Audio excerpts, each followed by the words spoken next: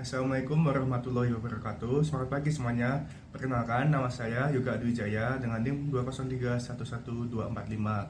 Pada kesempatan kali ini, saya akan menyampaikan materi yang telah saya dapatkan pada perkuliahan mata kuliah Manajemen Keuangan Strategik kelas H yang diampu oleh Ibu Katia Nahda dari pertemuan ke-8 hingga pertemuan ke-12 melalui video resume ini. Pada pertemuan ke-8 membahas materi mengenai capital structure. Ada 8 penentu struktur modal. Yang pertama, stabilitas penjualan. Sebuah perusahaan yang penjualannya relatif stabil dapat dengan aman mengambil lebih banyak hutang. Yang kedua, struktur aset. Sebuah perusahaan yang asetnya cocok sebagai jaminan cenderung akan menggunakan utang yang agak berat. Yang ketiga, leverage operasi. Perusahaan dengan leverage operasi yang lebih kecil lebih mampu menggunakan leverage keuangan. Yang keempat, tingkat pertumbuhan. Perusahaan yang tumbuh lebih cepat lebih mengandalkan modal internal. Yang kelima, profitabilitas. Perusahaan yang menguntungkan lebih mengandalkan dana yang dihasilkan secara internal. Yang keenam, pajak. Semakin tinggi tarif pajak, semakin besar keuntungan utang. Yang ketujuh, sikap manajemen. Manajer yang lebih konservatif menggunakan lebih sedikit hutang daripada rata-rata perusahaan. Yang kedelapan, kondisi pasar. Kondisi di pasar, saham dan obligasi memiliki pengaruh penting pada perusahaan struktur modal yang optimal. Struktur modal dijelaskan dengan menggunakan ilustrasi pembagian kursi di pesawat yang hanya memiliki satu pintu keluar. Ilustrasi pembagian kursi pesawat pada struktur modal adalah urutan kewajiban perusahaan yang harus dibayarkan. Untuk di first class terdapat kewajiban berupa pembayaran upah baik karyawan maupun untuk suppliers. Untuk di kelas bisnis terdapat kewajiban untuk membayar bunga dari utang. Lalu di kelas ekonomi eksekutif terdapat pajak pemerintah, dan di kelas terakhir yakni kelas ekonomi terdapat pembagian dividen untuk shareholders. Sehingga urutan kelas tersebut menjadi acuan untuk perusahaan dalam pembayaran kewajibannya dan menjadi patokan ketika perusahaan mengalami kebangkrutan mengenai mana yang harus dibayarkan terlebih dahulu.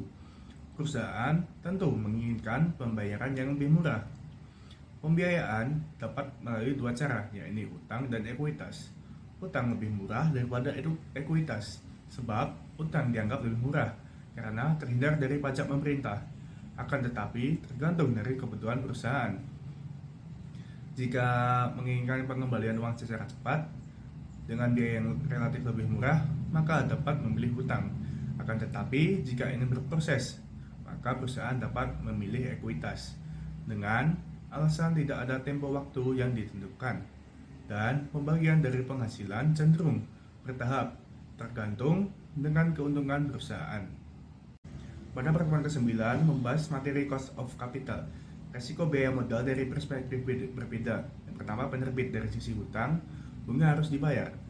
Pembayaran harus dilakukan, pemberi pinjaman mungkin memiliki hak untuk mengambil alih aset. Sisi hutang memiliki instrumen yang beresiko tinggi. Selanjutnya, dari sisi ekuitas, dapat memutuskan apakah akan membayar dividen. Tidak ada kewajiban pembayaran. Ekuitas memiliki instrumen beresiko rendah. Selanjutnya, pada sisi investor, pada sisi hutang, bunga adalah kontrak, pembayaran kembali adalah kontrak. Pembayaran pinjaman mungkin akan memperoleh jaminan. Sisi hutang memiliki instrumen berisiko rendah. Selanjutnya, dari sisi ekuitas, dividen adalah kebijaksanaan perusahaan. Tidak ada persyaratan untuk mengembalikan modal. Memiliki risiko yang tinggi. Menentukan biaya modal yang tepat sangatlah penting untuk perusahaan. Sebab biaya tersebut merupakan biaya yang ditanggung ketika menggunakan sumber modal tersebut. Biaya modal biasanya menggunakan dua komponen, yaitu ekuitas dan hutang. Kedua komponen tersebut memiliki kelebihan dan kekurangannya masing-masing. Ekuitas memiliki keunggulan, yaitu bersifat fleksibel dan memiliki kelemahan, yaitu dilution. Sedangkan hutang memiliki kekurangan berupa resiko untuk bangkrut. Sebab perusahaan akan tetap wajib membayarkan kewajibannya dalam keadaan apapun, serta memiliki keunggulan berupa biaya yang murah sebab dapat terhindar dari pajak pemerintah.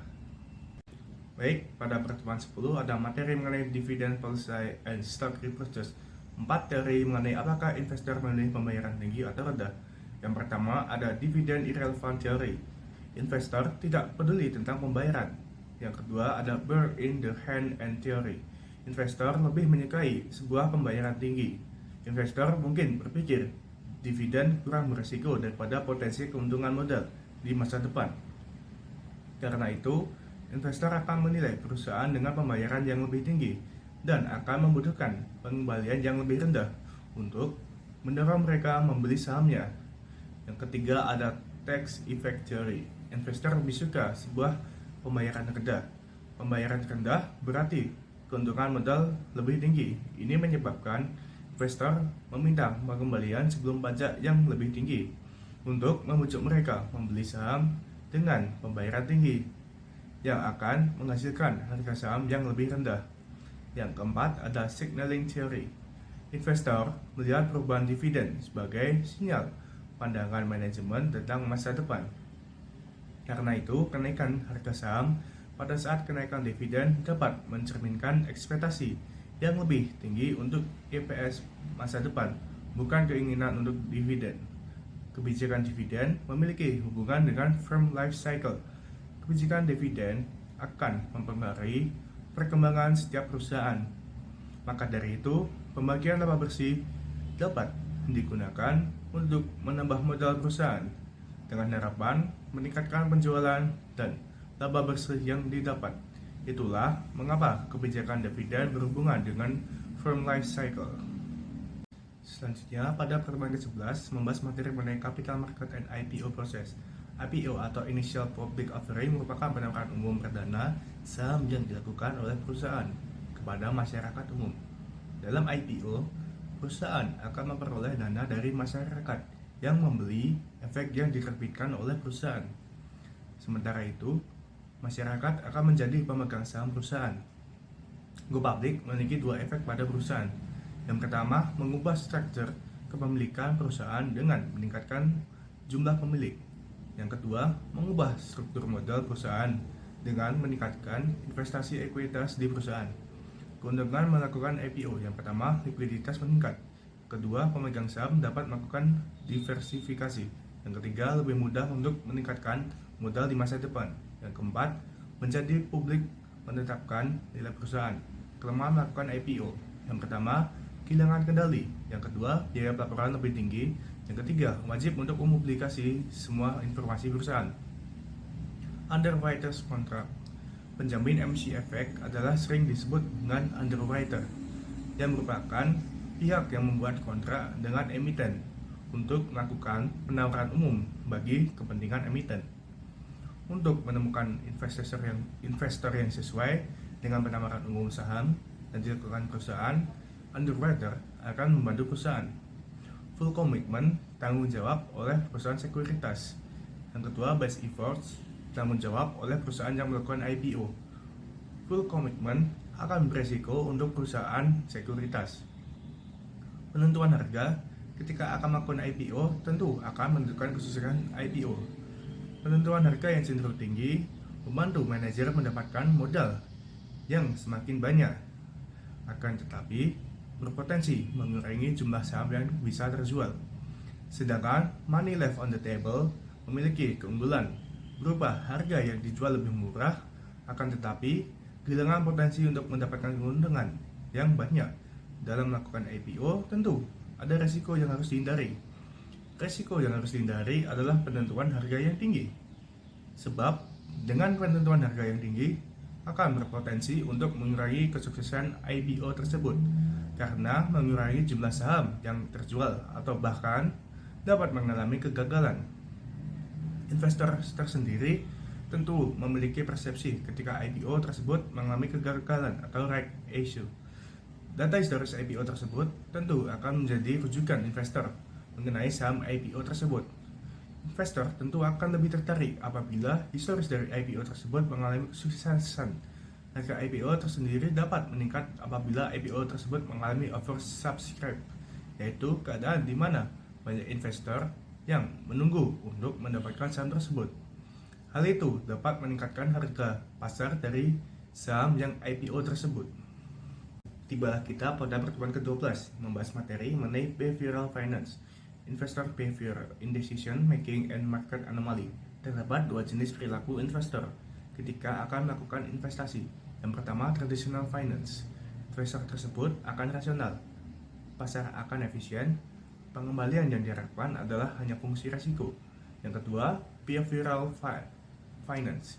Investor tidak rasional, pasar tidak akan efisien, pengembalian yang diharapkan ditentukan oleh perilaku investor.